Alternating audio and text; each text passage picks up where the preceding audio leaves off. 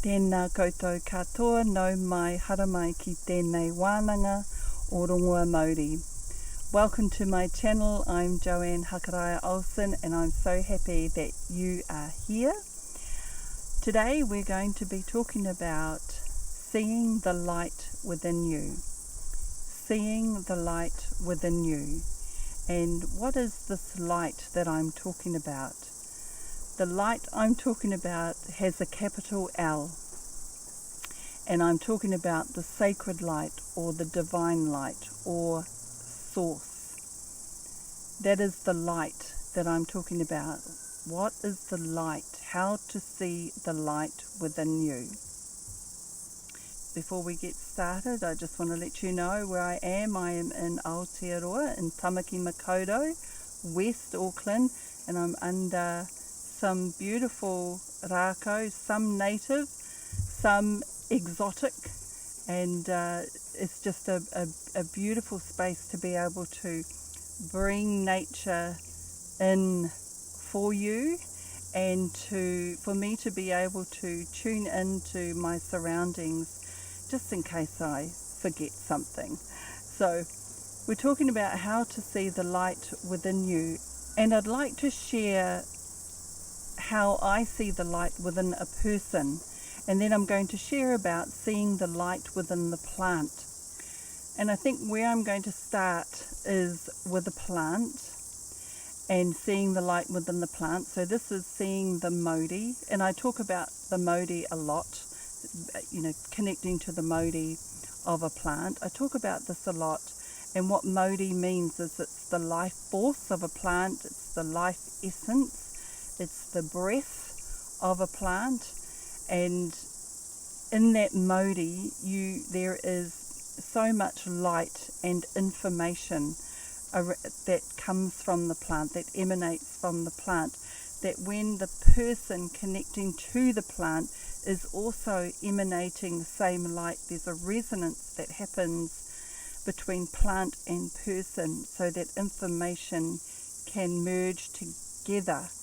And then usually for the person to hold that information of a plant or to merge the light is always a higher light with the plant, always. So to be able to hold that light takes a bit of work to do to clear the vessel. So to hold that light, and then information starts to emanate within the body. Now the body is, because we are so much denser in the physical world, and when we're talking about mauri, we're talking about light that is pure source. So there is a bit of distance to get from one place to the next place, but knowing that time is irrelevant, how do we get to those spaces? So that's what we're going to talk about today. See if I can explain it a little bit better for you. But connecting to the mauri or the light of a plant usually involves we are using the heart space. So we're using the heart space to be able to connect, and to be able to use the heart space needs to be clear, or as clear as possible, of any debris, of any time events, of any trauma. Not necessarily, but if you have as clear a vessel as possible, you have a better opportunity of connecting in with the plant and receiving those light codes or information. So it's always about, for the person, it's always about clearing the vessel as much as possible. That is clearing the density, the debris, the weight that we carry, that where the light cannot penetrate. It cannot penetrate density. It takes, it's just too much for it to penetrate. So to connect with the mauri, it's using the heart space, and it is dropping from the head into the heart, dropping from the head space into the heart. So dropping from the head space into the heart space. And this can take practice. This can take practice. And I always say that the heart is the navigator, the prime navigator in your life. It is our truth with a capital T. It is how we know truth. The heart is the compass that guides us in the pathways that we need to be on. We simply need to just be in our heart space at all times, and to be able to walk our truth, speak our truth, and be on that truth pathway. And a practice that we can do to come into our heart space is through breath work. So breathing in, breathing out, and even placing your hand on your heart so that your focus goes towards the heart. This can sometimes help with guiding you to your heart space. So breathing in and breathing into the heart space, and bringing your attention to where the hand is to help you, to bring you into the feeling of what it feels like to be here. So you're actually feeling the whole shift coming from out of here into here. Some people may find that challenging, and it is a practice to keep doing, to feel this, to feel the heart, to feel that space. You literally feel the energy, the mauri moving. You feel it moving from out of this space and into this space. And when you're in this space, when you're able to come from the heart space, that is when you are in your truth. And every decision that you make, or every choice that you make, when you're coming from this space, you know that it aligns with divine light. It aligns with your truth. Whenever I have a thought or an idea that comes into my field, I always go into my heart space and I check in, does this idea or thought come from God? Is it divinely inspired? Is it pure in nature? Is it one with God? And I always check in, and if I feel a big yes or a big good feeling, then I know that I'm in alignment and that's truth, and I go with that. The practice is to try and maintain being in this space all of the time, as much as you can. That is the practice, to come from the space as much as you can. The mind has its role, it has its role, but the heart can give you truth. The heart can align you with your truth and help you to walk your truth. So when you're in your heart space and you're connecting in with the plant, this is when you start to emanate with the same field that the plant is emanating, because there is like an electromagnetic field. When you start to work in from the heart space, this electromagnetic field starts to strengthen, and it's like a broadcaster. It's like a radio signals that broadcasts, and whatever field you're in, whatever your field is connecting into, and where your focus and direction goes into, starts to it's like a frequency that you're tuning into, the frequency of the plant. You are turning the dial to match the frequency of the plant. And this is what you're doing with your heart space. And you can sit with that plant for as long as it takes before you tune in to that radio station, to that correct signal. And you can also be slightly off signal but still receive information, just like a radio when you're tuning in. And it can take time to fully get the correct signal when you're right on the dial. And you can just tune in and have it tuned in always, so that you're always connecting with the plants. I do like to think that I do that, but I know I switch off. It's just normal and natural to switch off so you can have a break. But I do know that I switch on as soon as I go out into nature and I just want to be one with nature to rejuvenate. I switch on because I just want to be in that presence of divine light. I just want to be in that presence of divine light. So this is how I connect in with the plant. This is using electromagnetic fields, tuning into the heart and finding the right frequency with the plant. And it's just a matter of the practice of coming out of your head and into the heart. You cannot connect into a plant with your mind. You can't get the essence or the light, the pure light coming from the head. It has to come from the heart, because then you know you've got a pure link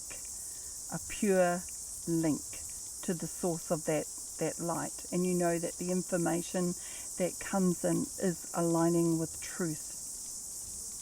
So that's connecting with a plant, and that is how to see the light of a plant. You can see where the work is.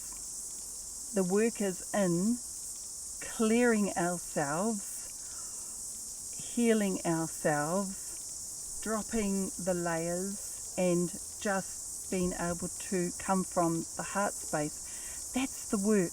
That's our work. That is, I want to say, all we have to do, but I feel like that is what we need to do to see the light in the plants and to merge with the plants. So that's seeing the light with the plants. Now when we see the light within a person, it's a little bit different in that, well, it's not different. You're using the same practice connecting into the plant. You can do the same practice to connect in with a person. As a Rongoā Māori healer, I work with clients every day, and what I do is I go straight for the light. I look for the light. I look for the sacred light within the person, and I focus on that. That's all I do. I focus on that.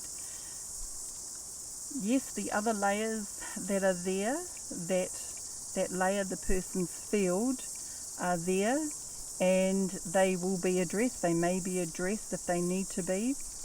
But if I just focus on the light of a person, I'm still talking to that person. I'm talking to the spirit of the person, which is a lot stronger than the physical person. Even though they are one, with the physical being, we have layers and layers of trauma, of grief, of just layers of beliefs, old beliefs, things that layer us through the years, through the ages. And there could be ancestral trauma, there could be all sorts of trauma that we're working with to heal ourselves. Those are all layers. Those layers are always around the person or on the person. They are always there, and we can work with those layers. But if, for me, I go straight for the light and find the light within a person and talk to that light to come through, or to aroha mai, or to strengthen, so that it knows it knows that it is there. The physical person, the person will feel that light if I keep talking to it, and that light will show me what I need to work with within a person. It will show me what layer needs to come off first, or when the right time is to work with a layer on a person. That's how I see the light within a person. That's how I work with the light within a person. There's other things, when you're walking, say for instance in the mall, and you see someone that's quite sad or upset, and this can be really tricky and quite challenging, but to practice seeing the light within that person, to see the beauty, to see the aroha, the love within that person, and acknowledge that light, that spirit, that soul, that light. Acknowledge that light, because they will feel that some way, somehow. They will feel that. If not then, maybe later, because we're talking light, in light form is a lot higher and goes a lot faster than the dense physical body. So these are practices that we can do when we're out in the community and we see people that look upset or sad. We can focus on their light and acknowledge their light and smile. Smile at their light. Know that they're doing the best that they can, and just see their light. That's all we have to do, is see their light. Give them aroha. Feel aroha, love, when you see the beauty and magic of this person. Such a practice that we need reminding every now and then, that sometimes we don't need to it can feel overwhelming, the amount of grief and trauma that's out there, and the amount of stress and anxiety, and you feel like there's nothing you can do. It can be quite overwhelming. But if we focus on the light, their spirit, and just seeing that within a person and acknowledging that can do so much than we'll ever know. It's like praying for someone to see their light. In essence, that's what we're doing, praying. Okay, so let's take a deep breath in. Pāki roto, breathe in. Pāki waho, breathe out. Just want to take a moment to acknowledge our surroundings and where we are. It's always nice to know that we have rākau, pillars of light surrounding us when we need them the most, to bring us, to restore us, to bring us into our wholeness, to bring us into present moment. I appreciate you joining me and watching my video. I'm so grateful and humbled that you are here, and if you'd like to see more of these videos, don't forget to subscribe. This is my spiritual practice. If I have cleared the decks, I have made my sacred space where I have the time to make these videos for you. I write what I'm going to talk about. I tune in to my surroundings, and then I write what I'm going to talk about, and then to be able to articulate it on video for you, that is my sacred practice. And I just appreciate the time and the effort that you bring to this channel by, first of all, being here and watching me, and second of all, if you are a subscriber. So tēnei te mihi ki a koutou, and I will see you again soon. Kia pai tō rā.